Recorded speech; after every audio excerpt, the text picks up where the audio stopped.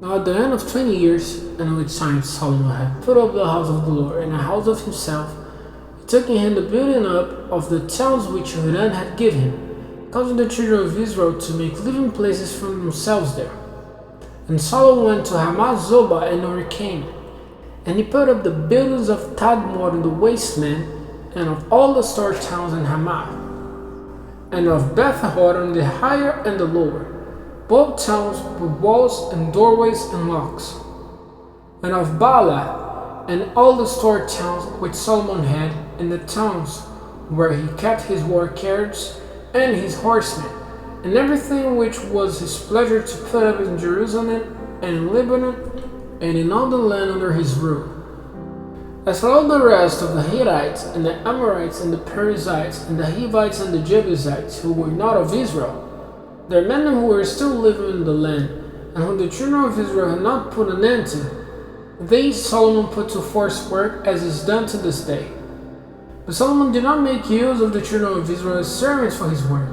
They were men of war, his chiefs and his captains, and captains of his war carriages and his horsemen. Now these were the chief men in authority whom King Solomon had, 250 of them in authority over the people. Then Solomon made Pharaoh's daughter come up from the town of David to the house which he had made for her, where he said, I'll not have my wife living in the house of David, king of Israel, because those places where the ark of the Lord has come are holy. Then Solomon made burnt offerings to the Lord on the altar of the Lord, which he had put up in front of the covertway, offering every day what had been ordered by Moses, on the Sabbath and at the new moon and at the regular feast 3 times a year. That is, at the feast of unleavened bread, the feast of weeks, and the feast of tents. And he gave the division of the priests their places for their work, as ordered by his father David,